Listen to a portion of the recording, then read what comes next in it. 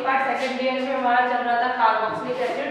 Carboxylic acid में हमने मोनोहाइड्रोक्सी, अपने पास जो लास्ट क्लास हुई थी वहां हमने बात की थी डाई हाइड्रोक्सी कार्बोक्सिलिक एसिड।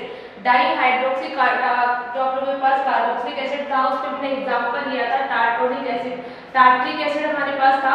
तो टार्ट्रिक एसिड की हमने केमिकल रिएक्शन देख ली थी। आज जो हम स्टार्ट करेंगे वो है हमारे पास इसकी दो चीज आप लोगों के पास बची हुई है, एक तो इसका ऑक्सीडेशन है और नेक्स्ट इसका रिडक्शन। तो हम बात करते हैं फर्स्ट इसकी ऑक्सीडेशन की। कार्बोक्सिलिक जो आप लोगों के पास डाई कार्बोक्सिलिक एसिड है उसका हमें करवाना है ऑक्सीडेशन। ऑक्सीकरण की अगर हम बात करते हैं डाई कार्बोक्सिलिक एसिड की, तो ऑक्सीडेशन मींस मैंने आप लोगों को बताया था कि ऑक्सीडेशन मींस अपने पास क्या होता है कि जब भी आप लोगों के पास ऑक्सीजन ऐड होता है, हाइड्रोजन रिमूव होता है, तो उस प्रोसेस को बोलते हैं ऑक्सीडेशन। यहाँ हम क्या करवाएंगे, अलग-अलग जो आप लोगों के पास कैटालिस्ट है उनका यूज कर हम इसका ऑक्सीडेशन करवाएंगे। तो हमारे पास जो आप लोगों के पास टार्ट्रिक एसिड थी उसकी हमारे पास स्ट्रक्चर है, ये हमारे पास है टार्ट्रिक एसिड। टार्ट्रिक एसिड हमारे पास है। टार्ट्रिक एसिड का हमें क्या करवाना है, ऑक्सीडेशन करवाना है, वो भी किसकी प्रेजेंस में, हमारे पास जो आप लोगों ने नाम सुना हुआ है टोलेन नवीकरण।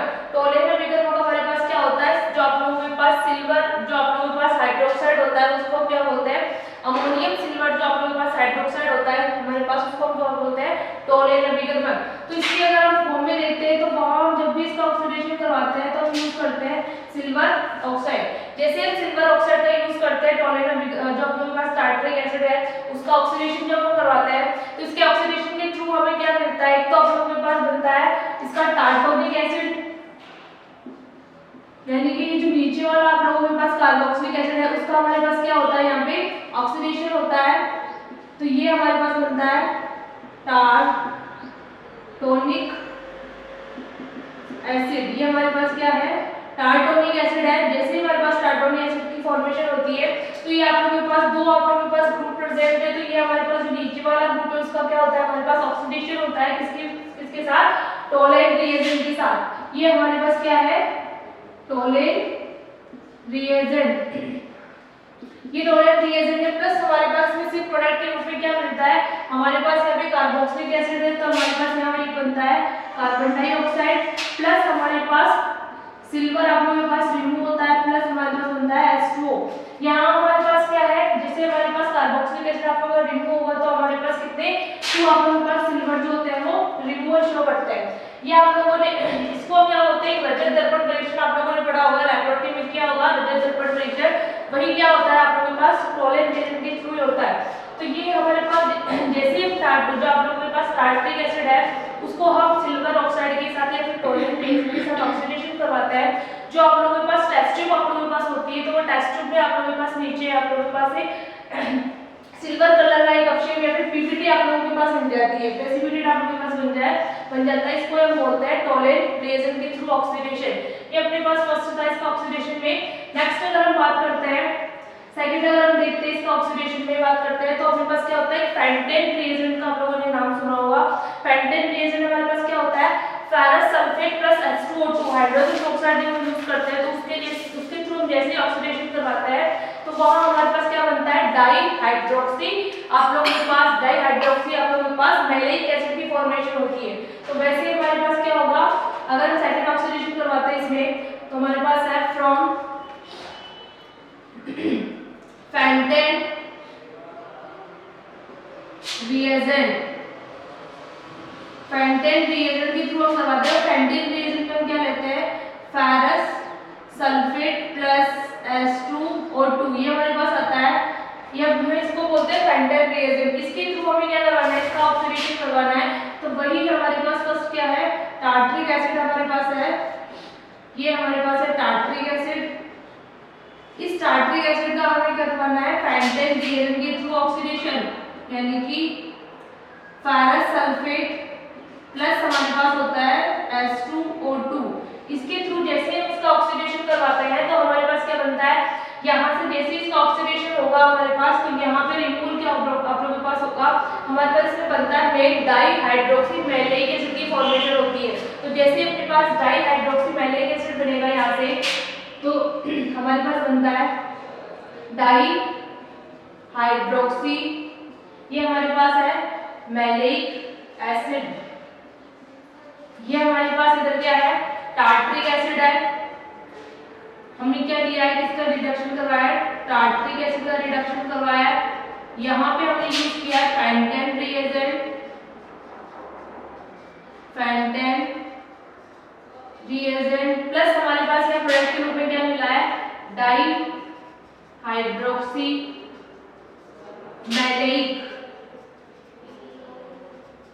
मैलिक एसिड, ये हमारे पास बनता है। प्लस हमारे पास में सिर्फ प्रोडक्ट के रूप में क्या मिलेगा यहाँ से जैसे ही हम इस रिएक्शन को करवाएंगे तो यहाँ से हमारे पास ये जो आप लोगों के पास कार्बन है वो अपने पास यहाँ पे क्या है सैचुरेटेड कार्बन है। जैसे ही हम यहाँ इसका ऑक्सीडेशन करवाते हैं तो वो किसमें चेंज हो जाता है अनसैचुरेटेड कार्बन में चेंज हो जाता है आप लोगों के पास, यानी कि ये सिंगल बॉन्ड आप लोगों का है वो किसमें चेंज हो जाएगा डबल बॉन्ड में।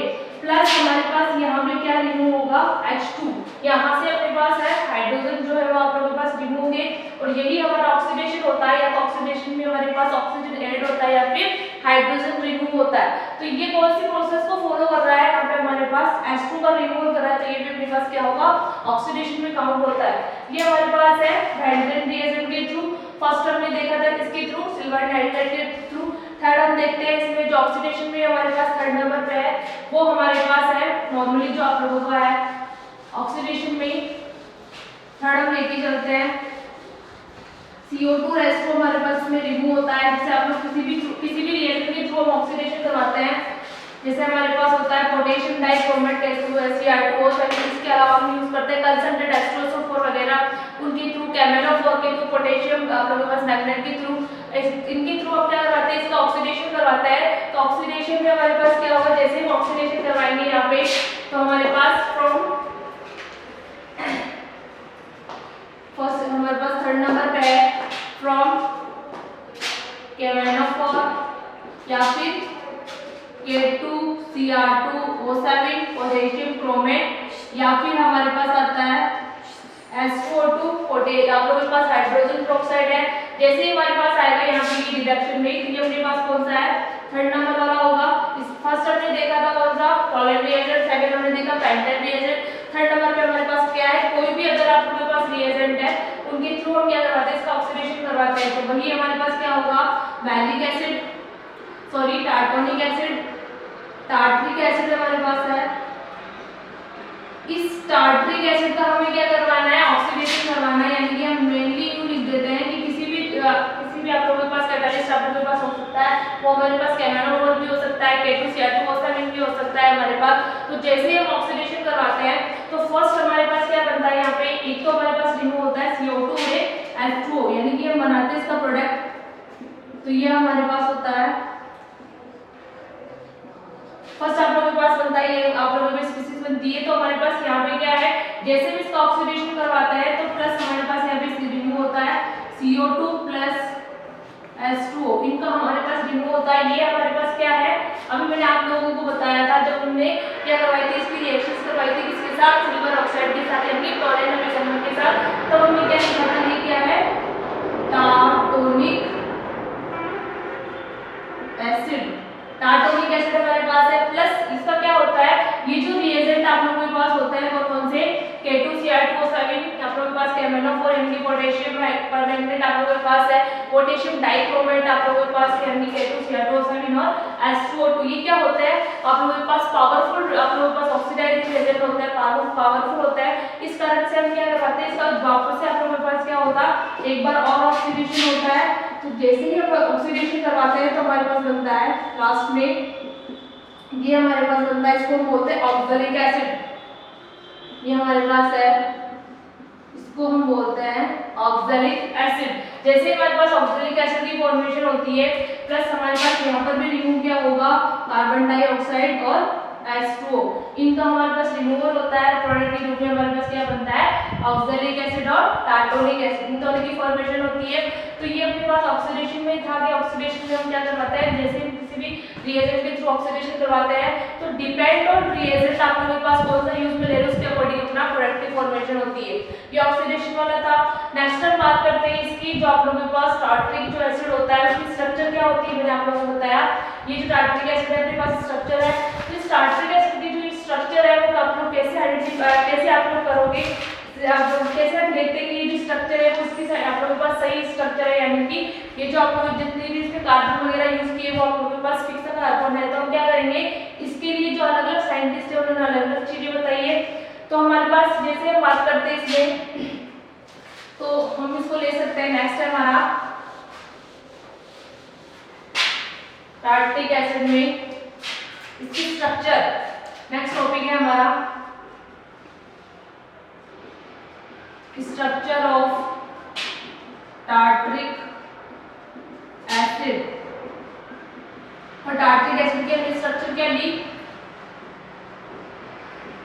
ये हमारे पास है, यानी कि इसमें क्या होते हैं, दो तो आप लोगों के पास हाइड्रोक्सी ग्रुप प्रेजेंट होते हैं, दो ही हमारे पास क्या प्रेजेंट होता है, कार्बोक्सिलिक ग्रुप प्रेजेंट होता है। तो ये आप लोगों के पास कैसे आइडेंटिफाई होगा, यानी इसका जो सूत्र आप लोगों के पास है C4 आप लोगों के पास है, H8 और O6 हमारे पास प्रेजेंट है। तो ये कैसे होगा कि ये जो आप लोगों का सूत्र है वो बिल्कुल सही है। तो इसके लिए हमारे अगर इसको देखते हैं तो हमारे पास होता है C4 H6 और आप लोगों के पास होता है O6 हमारे पास होता है। तो जैसे ही हम इसको आइडेंटिफाई करते हैं कि ये वाली जो स्ट्रक्चर आप लोगों के पास है वो सही है या नहीं, इसके लिए हम क्या करते हैं, इसके लिए हमारे पास दो हाइड्रोक्सी ग्रुप प्रेजेंट है और दो कार्बोक्सिलिक ग्रुप प्रेजेंट है। तो ये हम देखते हैं कि जब भी मैंने आप लोगों को इसकी बहुत सारी केमिकल रिएक्शंस बताई, उन केमिकल रिएक्शंस से हमने क्या किए, हमने इसकी दो टाइप के रिएक्शंस देखी है। एक तो हमने देखा है इसमें जो भी आप लोगों के पास हाइड्रोक्सी ग्रुप पर रिप्रेजेंट करते हैं वो वाले रिएक्शन, और एक दूसरा हमने देखा है इसकी जो कार्बोक्सिलिक ग्रुप जो रिप्रेजेंट करते हैं वो वाली रिएक्शन। दोनों टाइप के रिएक्शन देखिए। तो इससे ये पता चलता है कि जो टार्ट्रिक एसिड है उसमें क्या प्रेजेंट है, हाइड्रोक्सी ग्रुप भी प्रेजेंट है और कार्बोक्सिलिक ग्रुप भी प्रेजेंट है। जैसे हम बात करते हैं पहले हाइड्रोक्सी ग्रुप की, तो हाइड्रोक्सी ग्रुप को हम कैसे आइडेंटिफाई करते हैं, फर्स्ट है हमारे पास यहाँ पे हाइड्रोक्सी ग्रुप। अब हाइड्रोक्सी ग्रुप की मैंने आप लोगों को रिएक्शंस बताई थी कि जब भी हम फास्फोरस पेंटाक्लोराइड के साथ PCl5 के साथ इसकी रिएक्शंस करवाते हैं, PCl3 के साथ इसकी रिएक्शंस करवाते हैं, फास्फोरस ट्राइक्लोराइड के साथ इसकी रिएक्शंस करवाते हैं। इसके अलावा हम एसिटिलीकरण करवाया, मैंने केमिकल रिएक्शंस बताई थी। तो हम बात करते हैं इसमें, जैसे मैं आप लोगों को बताती हूँ, हमारे पास है PCl5 के साथ इसकी रिएक्शंस करवाते हैं, हमारे पास है ये टार्ट्रिक एसिड, और इस टार्ट्रिक एसिड की हमारे पास जैसे हम क्या करवाते हैं इसकी PCl5 के साथ या फिर PCl3 यानी कि फास्फोरस ट्राइक्लोराइड के साथ या फिर फास्फोरस पेंटाक्लोराइड के साथ हम रिएक्शंस करवाते हैं। तो ये क्या रिएक्शंस करते हैं, फास्फोरस पेंटाक्लोराइड या फिर फास्फोरस ट्राइक्लोराइड कहाँ रिएक्शंस करते हैं, जहां पर भी अपना हाइड्रोक्सी ग्रुप प्रेजेंट होता है उस हाइड्रोक्सी ग्रुप को रिमूव करते हैं और उसकी जगह हमारे पास क्या अटैच होता है, क्लोरीन अटैच होता है। तो हम इसकी प्रोडक्ट की अगर बात करते हैं इस रिएक्शंस में, तो हमारे पास बनता है, यानी कि दो आप लोगों के पास क्या प्रेजेंट है, इसमें हाइड्रोक्सी ग्रुप प्रेजेंट है, तो हमारे पास अटैच भी कितना होगा, दो जो आप लोगों के पास क्लोरीन जो ग्रुप होते हैं वो अटैच हो जाते हैं। इससे आप लोगों के पास आइडेंटिफाई होता है, इससे आप लोगों के पास हमारे पास होता है कि इसमें दो का क्या प्रेजेंट है, हाइड्रोक्सी ग्रुप प्रेजेंट है। एक तो ये रिएक्शन थी कि अपने पास इसमें हाइड्रोक्सी ग्रुप प्रेजेंट है या नहीं है। अगर इसके अलावा अपन को और चेक करना है कि हमारे पास जो हाइड्रोक्सी ग्रुप जो है वो एक ही कार्बन में प्रेजेंट है या अलग अलग कार्बन में प्रेजेंट है, तो इसके लिए हम क्या करवा सकते हैं, इसका एसिटिलीकरण। एसिटिलीकरण मतलब या तो आप लोग क्या करवा दो, एसिटिक क्लोराइड के साथ इसकी रिएक्शन करवा दो या फिर एसिटिक एनहाइड्राइड के साथ इसकी रिएक्शंस करवा दो।